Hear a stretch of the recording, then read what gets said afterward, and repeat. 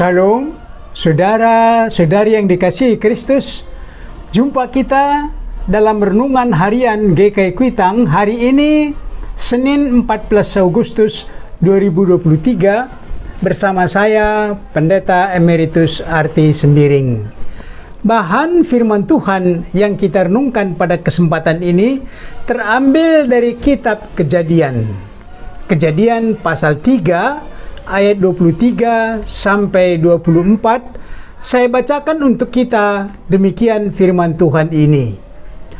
Lalu Tuhan Allah mengusir dia dari Taman Eden supaya ia mengusahakan tanah dari mana ia diambil. Ia menghalau manusia itu, dan di sebelah timur Taman Eden ditempatkannya lah beberapa kerub dengan pedang yang menyala-nyala dan menyambar-nyambar untuk menjaga jalan ke pohon kehidupan. Dari firman Tuhan ini, tema kita berbunyi mengusahakan. Saudara-saudari, tema kita sederhana, mengusahakan. Namun, kata ini bisa ringan, bisa berat, bisa berbobot, bisa kecil, bisa besar. Bahan renungan kita merupakan keprihatinan, yaitu waktu manusia yang telah jatuh ke dalam dosa karena meninggalkan firman Tuhan dan mengikuti kata iblis. Maka manusia itu terusir dari Taman Eden, diusir sebagai hukuman, menunjukkan suasana yang berat, dan manusia itu harus mengusahakan tanah untuk kelanjutan hidup yang sudah dibatasi oleh kematian. Manusia harus berusaha untuk kelangsungan hidup, dan yang dihasilkannya ialah duri demi duri yang menyakitkan, karena harus berakhir dengan kematian. Saudara-saudari, bulan lalu Presiden mengumumkan penemuan sumber minyak di Papua, cadangan minyak yang sangat besar, seimbang dengan cadangan minyak di negeri Arab. Kalau pemerintah tidak berniat untuk mengusahakannya, maka dengan sederhana dan gampang, sumber itu diserahkan saja ke pihak lain, swasta nasional atau swasta asing. Dulu ditemukan cadangan emas di Timika, lalu diserahkan oleh pemerintah kepada PT Freeport. Pemerintah mempunyai saham yang sangat kecil di perusahaan itu, sehingga bagian pemerintah dari keuntungan sangat kecil, bagaikan hanya dijual murah ke pihak asing. Satu pihak sangat disayangkan, tambang itu sudah dieksploitasi selama lebih 35 tahun dan negara kita mendapat keuntungan yang cukup kecil. Setelah saham negara mencukupi lebih dari 50%, maka kendali atau kebijakan perusahaan itu sudah di tangan pemerintah kita.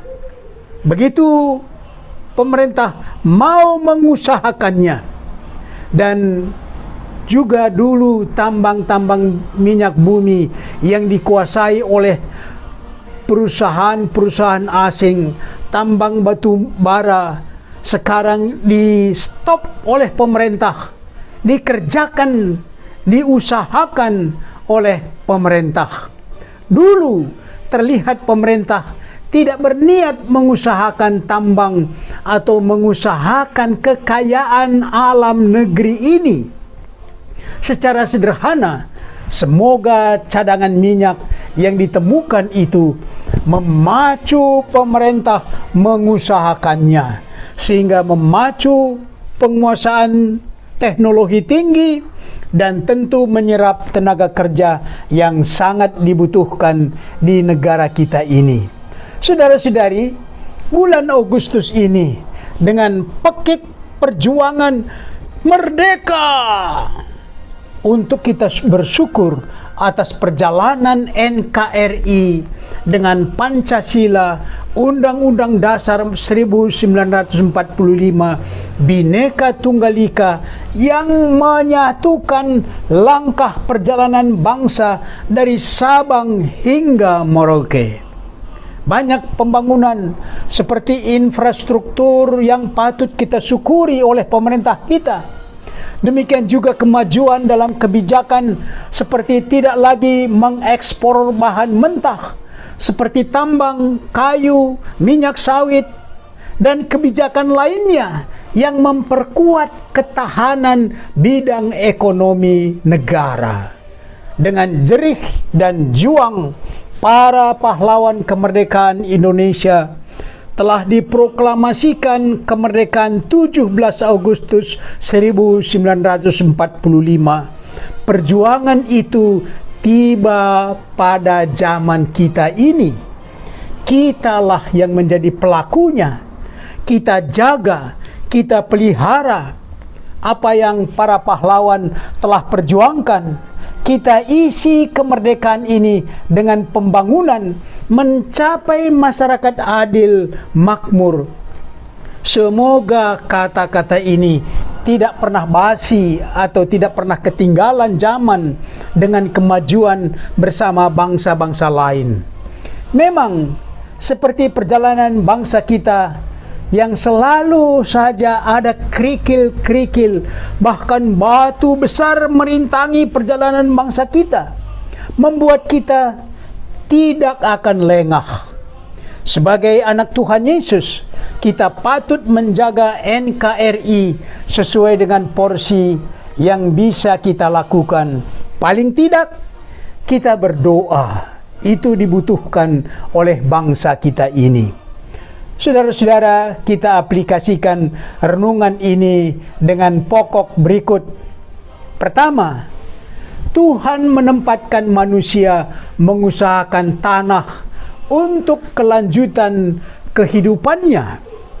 Bagaimana Anda melihat diri Anda dalam tugas yang diberikan oleh Tuhan ini? Yang kedua, kemerdekaan Republik Indonesia ke-78. Sebagai apa posisi Anda dalam kemerdekaan ini saat ini? Yang ketiga, apakah gereja Anda turut mengusahakan cita-cita bangsa kita mencapai keadilan sosial bagi seluruh rakyat Indonesia? Mari berdoa. Bapa kami dalam sorga, bersama seluruh rakyat bangsa Indonesia, kami bersyukur 78 tahun kemerdekaan Republik Indonesia. Kami mengenang jerih juang para pahlawan yang telah berjuang mengusir penjajah dan akhirnya menegakkan kedaulatan Republik Indonesia dengan kemerdekaan Republik Indonesia. Jauhkan pikiran dan usaha yang bisa memecah bangsa kami. Karuniakan hikmat bagi pemerintah agar pembangunan terus diusahakan untuk mewujudkan keadilan sosial bagi seluruh rakyat Indonesia. Dalam nama Yesus kami berdoa. Amin.